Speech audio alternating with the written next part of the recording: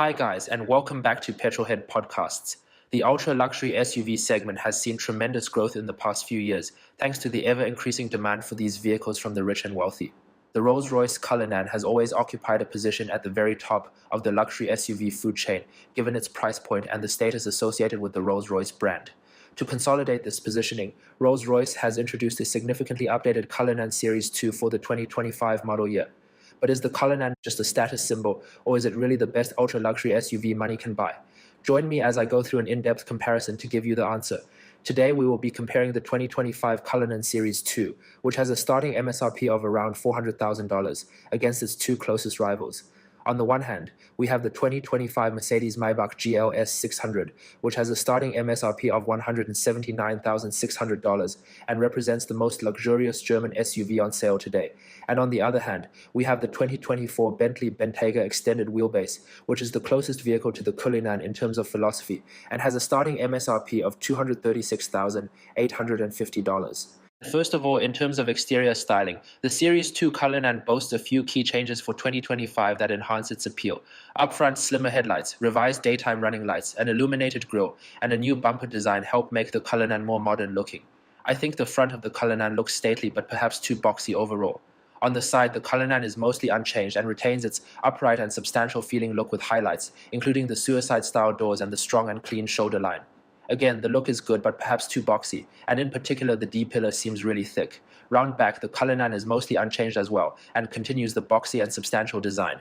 The Maybach GLS recently also benefited from a refresh for the 2024 model year, and features a larger grille up front and a revised bumper design featuring Maybach logos in the side vents. The design seems appropriate for this type of vehicle, being expensive looking, modern and full of presence. Sadly, the headlights remain unchanged compared to the previous model, and the vehicle does not feature Mercedes' latest digital light technology as featured on the latest E-Class and S-Class. On the side, the Maybach retains the same look as before, and the mono-block wheels. The chrome finishes on the B-pillar, Maybach logos, and available two-tone paint distinguish it from regular GLS models. The overall look remains attractive with a modern and expensive look, and seems more interesting than the boxy Cullinan. Round back, the Maybach receives updated taillights and features additional chrome trim in the bumper compared to regular GLS models. The Bentley Bentayga's design has remained unchanged for several years. Up front, the big mesh grille gives the vehicle a lot of road presence, which is combined with the twin headlight design and large air intakes. I think the overall look is not the prettiest and does feel slightly dated next to the other two cars. On the side, Bentley looks very plain with a lower roofline than the Cullinan and Maybach, and the indent on the rear doors disrupts the lines somewhat. Round back, the oval-shaped taillights and Bentley script on the trunk lid contribute to an upmarket look. Overall for designs, the best here is the Maybach, which looks the most modern and stylish, and has enough differences compared to a regular GLS to feel special. In second place is the Rolls-Royce, which has a stately look but feels perhaps too boxy overall. In last is the Bentley, which looks slightly dated and has a plain side profile. Moving on to the interiors, and the Rolls-Royce Cullinan features an updated cabin for 2025, with a new edge-to-edge glass that houses the infotainment screen and gauge cluster. The screens have been upgraded and are higher resolution, and the software for the BMW iDrive-based infotainment system has been updated as well. A new illuminated panel in front of the passenger, a panel housing both the Spirit of Ecstasy and analog clock, and new interior materials round out the changes. Other highlights in the Cullinan's cabin include the available Starry Night and the automatically closing doors. The Cullinan's overall interior design feels traditional, but the materials are exceptional with high-grade leathers, wood trim, and real metal accents. In terms of rear seats, the Cullinan is not quite as lavish as the Maybach, with only a bench seat as standard, and even the optional individual seats have less features than the seats in the GLS. The Cullinan also has less standard features for the rear seats, but again, the craftsmanship and materials are class-leading. The Cullinan's practicality is good, with a maximum of 39.6 inches of front row legroom, 42.9 inches of second row legroom, and a trunk space of 19.8 cubic feet. The Maybach GLS benefited from a subtle interior upgrade for 2024 that included a new steering wheel design, new material choices, and upgraded software for the infotainment screen. The general design, while old by Mercedes standards compared to the latest E-Class that has the super screen setup, feels modern next to the Rolls-Royce and Bentley, with highlights including the flowing lines wood, the Burmester 3D surround sound system, and the grab handles either side of the center console.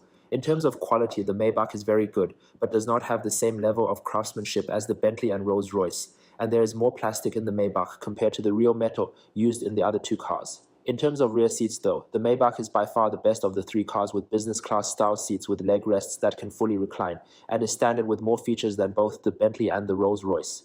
The Maybach has 40.3 inches of front row legroom, a class-leading 43.4 inches of second row legroom, and 18.4 cubic feet of trunk space, which is smaller than the Rolls-Royce. The Bentley Bentayga is similar to the Rolls-Royce and features a traditional-looking dashboard. The general design is not as modern as the GLS and still has elements such as a traditional gear lever. However, the design is still attractive, with highlights including the analog clock at the top of the dashboard, the metal adjustment knobs for the air vents, and the wing-shaped overall dashboard. In terms of technology, the Bentley is decent but not as good as the other two cars, with a last-generation Volkswagen MIB-based infotainment system that has less functionality than both the Rolls-Royce and Mercedes. In terms of material and build quality, the Bentley is superior to the Maybach with better materials used, but is not quite as good as the Rolls-Royce. For the rear seats, the Bentley's standard seats do not match up to the Maybach either, with far less features and less recline functions, and even with the optional Bentley airline seats, the Bentayga still does not offer the same level of rear seat luxury as the GLS. The Bentley has 41.7 inches of front row legroom, 40.9 inches of second row legroom, and a trunk space of 13.4 cubic feet, by far the smallest of the three cars. Overall, for interiors, the best of the three is Rolls-Royce, which has the most special feel to its cabin, the best materials and good levels of technology. However, the design feels traditional and it does not have the same level of rear seat luxury as the Maybach. In second place is the Maybach, which has by far the best rear seat experience of the three cars, good levels of technology and a modern design. However, the materials used do not match the Bentley and Rolls-Royce. In last place is the Bentley, which still has a very good interior but cannot match the GLS's rear seats, is not quite as opulent as the Rolls-Royce, has aging technology and the smallest trunk of the three cars. In terms of drivetrains, the Rolls-Royce Cullinan features a 6.7-liter twin-turbocharged V12 engine, producing 563 horsepower and 627 pound-feet of torque.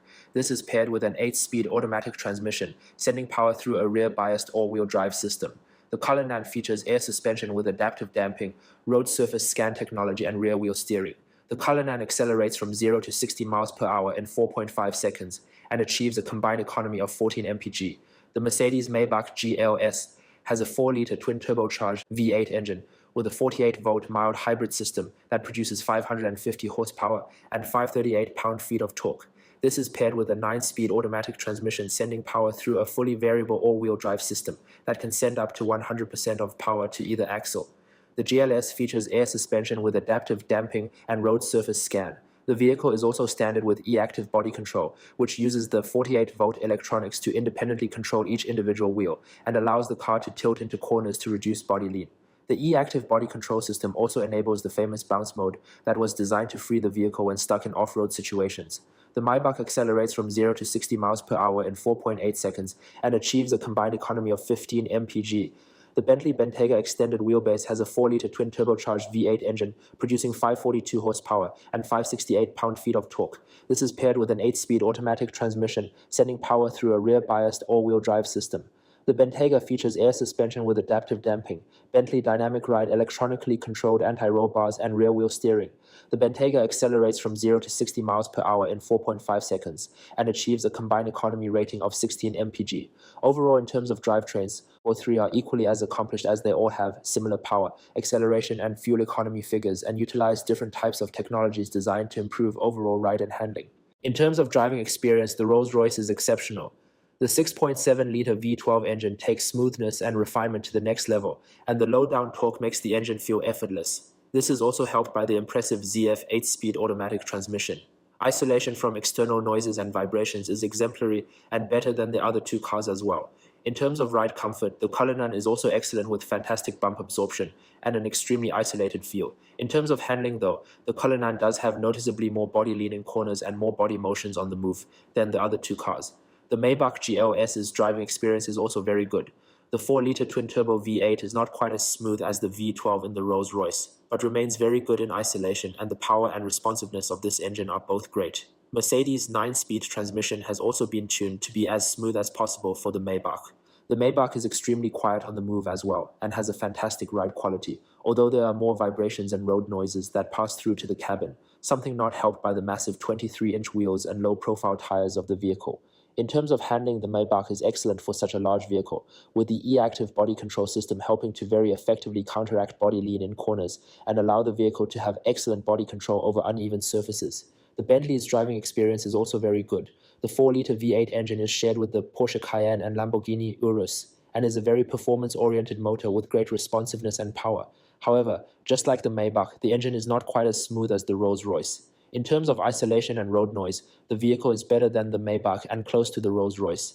In terms of ride, the Bentley is very good, although it does lack the road surface scan technology of the Mercedes and Rolls-Royce, which makes it slightly more compromised as it is not able to dynamically react to road imperfections. In terms of handling though, the Bentley is excellent. The active anti-roll bars combined with a sporty feeling engine deliver a remarkably engaging driving experience in corners with minimal body lean.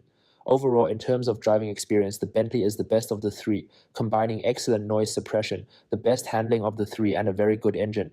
However, the ride, while still very good, is not ultimately as soft as the Maybach and Cullinan. The Maybach is second. The GLS has an excellent ride with great body control thanks to the advanced e-active body control suspension. However, it does lack the final level of noise and vibration suppression of the other two cars. In last is the Rolls-Royce, which has the smoothest engine, a good ride, and the best noise suppression. However, in the real world, the extra body roll and body lean compared to the Bentley and Maybach makes it less confidence-inspiring to drive. So in conclusion, which is the best ultra-high-end SUV to buy? Personally, the Mercedes-Maybach GLS 600 is the best vehicle here. The GLS has a very advanced suspension system that gives it an excellent ride and remarkable body control, the most luxurious rear seat experience of the three cars, a modern and expensive feeling exterior, and is by far the best value for money of these three cars. However, it does lack the noise and vibration suppression that the other two cars do better, and some of the materials in the interior are not the best. In second is the Rolls-Royce Cullinan, which has a special feeling interior with the best materials, a remarkably smooth V12 engine, and an excellent ride with great noise suppression. However, it is far too expensive even by the standards of this segment. The car's body control is lacking and the vehicle looks very boxy. In last place is the Bentley Bentayga Extended Wheelbase, which has the best overall driving experience, combining ride, handling, and insulation better than the other two cars. But the vehicle feels dated both inside and out, has the worst technology of the three cars, the smallest trunk space, and the styling is challenging. So what do you guys think of this conclusion, and what are your thoughts on these three ultra-high-end SUVs? Let me know in the comments below, and as always, please like this video and subscribe to my channel to be the first to see more amazing content like this in the future. Cheers!